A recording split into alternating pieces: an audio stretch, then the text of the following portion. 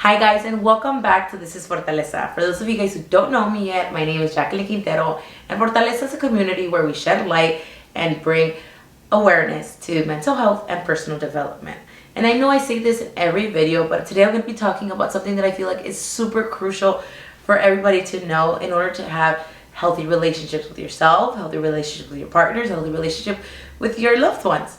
So before I start, I do want to bring awareness that first I'm going to tell you what I'm talking about. I'm going to be talking about the 4 attachment styles. 3 of these tend to have a negative connotation. One of them is tend to seen as the good one. And like I said earlier, before we start, I want to bring awareness. Don't be alarmed if you find yourself being on one side of the bad ones. That's definitely okay. The thing about personality is that it's not permanent. So this means that we're constantly evolving. In order to change, to become a different person, you have to know your point A. So if you see that you have a lot of traits that resonate, again, with a negative attachment style, please don't be alarmed, okay? It's okay. And most importantly, stop trying to look for the right person. Stop trying to work on finding, the right partner or whatever it is, the right spouse. In order to look for the right person, you have to become that person, okay? So I just wanted you guys to keep that in mind before I dive into it. Again, I'm going to be sharing a little bit about what each one of these look like and which one I resonated the most with. I have, through my evolution of my life, I have gravitated to one relationship and another. So let's dive right into it, okay? And first, I want to talk a little bit about what is an attachment style. Where does it come from? Who brought light to it? And I want to make sure I don't butcher the names. The psychologist Mary Ainsworth and psychiatrist John Bowlby acknowledged the attachment styles in the 1950s. They have a phenomenal book. There's another phenomenal book that I'm going to be attaching down below. But what is attachment? Attachment refers to the particular way in which we relate to other people. And you will have an attachment style, believe it or not, by the age of 2 or 3. You will have your style already. So you do get your attachment style in your early years of your life. It's important to know your attachment style because once you establish your style, it basically plays out in your day-to-day lives and how you treat your relationships and how you communicate, how you process your intimate relationships. And again, it's important to be aware of your attachment style because it clarifies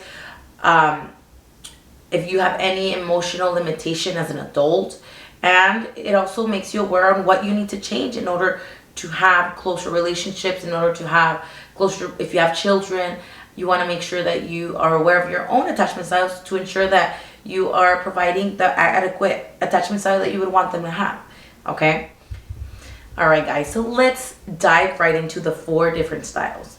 The first one that I'm going to talk about is usually seen as the good attachment style. And about 50% of the people have this attachment style. It is a low emotional avoidance, which means you're okay with talking about your emotions, you are aware, and a lot of the times people experience low anxiety with this attachment style. And it is the secure attachment style. Yes, so like I said earlier, it's seen as the good one. It basically people who have this attachment style have a strong sense of who they are, and they also desire closer relationships with others. They tend to have a positive view of themselves. They have a positive view about their partners, and they have a positive view about their relationships. So the people who practice secure attachment styles tend to feel comfortable and secure with independency, and they also feel comfortable and secure with being in relationships. So again, this is the one that people usually want to be. You want to practice attachment style. Okay?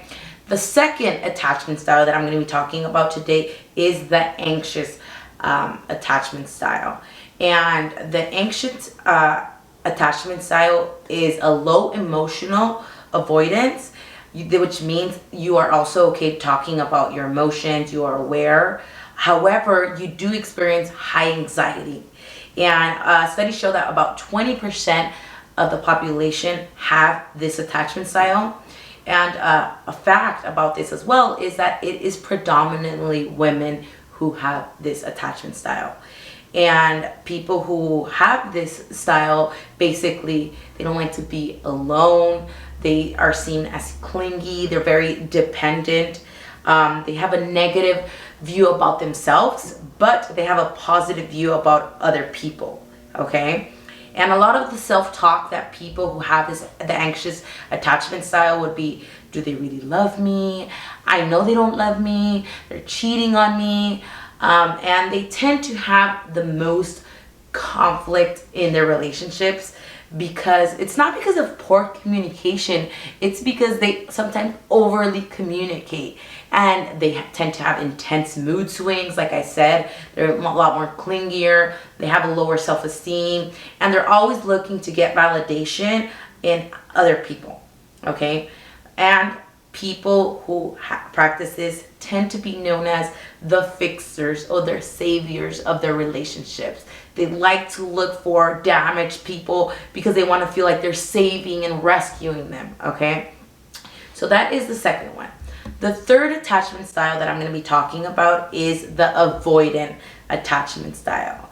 Okay, and people who have this style have a high emotional avoidance, which means that it's hard to talk about their emotions. They don't like to get into their feelings, but they do experience low anxiety. And studies show that approximately about 25% of people have this attachment style. Another fact is it's predominantly men who have this style. And they tend to have a positive view of themselves. Keep in mind, it's predominantly doesn't mean that if you're a woman, you have this, and you have this style, that's definitely valid as well. It's just the fact that studies have shown. Okay, I just wanted to throw that out there. But going back to the avoidant attachment style, people who have this have a positive view on themselves. They are usually high achievers. They're very self-reliant. However, they have a negative outlook on other people. For example, a lot of these people, they tend to get hurt in a previous relationship. They got cheated on, or they experience some kind of trauma that creates that fear of having that negative outlook for the other people. Okay, and people who do practice the avoidant attachment style tend to have a hard time with intimacy. They have a fear of intimacy. They are they have, aside from romantic relationship, they have a hard time having close relationships as well, whether it's friendship, whether it's family. They don't like to address their feelings. And a lot of the times, some people, you will see characteristics is they tend to be sarcastic. You can have people around you that have avoidance styles, and they're around, you guys can have small conversations, but when it comes to deep intellectual conversations, they use sarcasm as a way of getting around it. Okay, they don't like to address their feelings, like I said earlier. And a lot of the self-talk that appears in people who practices attachment style is, I can take care of myself. I don't need anybody. Like, you're lucky to have me in your life. I don't need them. I'm self-sufficient. Okay? And last but not least, we have the fearful attachment style. And this one is a lot less common. Approximately about 5% of the population has the fearful attachment style, and it is a high emotional avoidance, which also means it's hard to talk about your feelings, but they also experience high anxiety. And people who have this fearful attachment style tend to have a negative view of themselves, and they also have a negative view about others. And they do not have a clear connection with other people.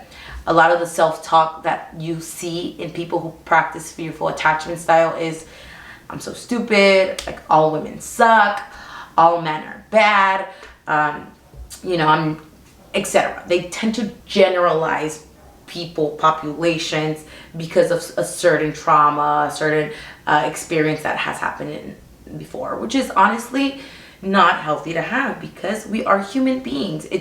literally been shown in thousands of studies that we are programmed to be around people. We need people to survive. When you're little, you have to have somebody to nurture you, to care for you. It's just how it is. This is what COVID was such a hard hit for people, because people were isolated, people experienced a lot more anxiety, etc. Okay, so now that you guys know a little bit about the 4 attachment styles, I wanted to explain to you guys which ones I've resonated with in the past. I know a lot of you guys probably don't know, but again, Fortaleza is me being vulnerable, and I'm gonna be raw and unfiltered. I haven't dated much. You know, I was very late bloomer, as I guess, yeah, that's how you say it. And I've only been in 2 like serious relationships. And the first one, I was, you know, pretty young. I was dating a guy who was quote unquote toxic. I basically noticed that I was practicing a lot of the avoidance attachment style, which means I was basically, I'm sorry, it wasn't the avoidant, it was the, what was the, it was avoidant, fearful, secure, and it was the anxious. I was practicing the anxious attachment style in my first relationship. And I had a negative view about myself. I had a very low self-esteem, but I always like glorified people, and I always looked at the good in people. And this relationship, like I said, it was quote unquote toxic because, you know, the guy that I was dating was definitely going through his own issues, and I wanted to be the savior. I was like, no, like, we can fix it. We can get out of your depression. But I realized I really can't help somebody who doesn't want to help themselves. So I obviously, you know, life happens, experiences happen, and I learned from it. I started to heal and work on myself. And in my second relationship, I noticed that I was resonating more with the secure attachment style, because I was very secure about who I was.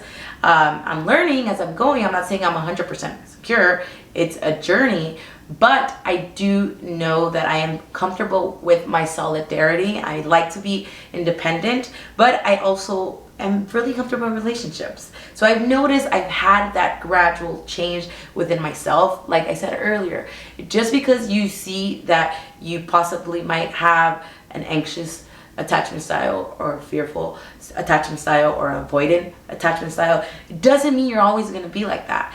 This is why I'm sharing it, to shed light on it, and you will now know, hey, you know what, I resonate with this, and now I'm going to make changes to become a different person. Like I said, it's super important for everybody to be aware about their attachment styles. And next week I'm going to dive in a little bit about love languages, which is very important. I know some people get annoyed with love language, but it is important to be aware of. So stay tuned, and I hope you guys learned something. If you did, send it to somebody who you think might resonate with it. And I love you guys. I'm always sending you lots of light, love, and bendiciones. Make sure you guys like, comment, and subscribe, okay? Bye, guys.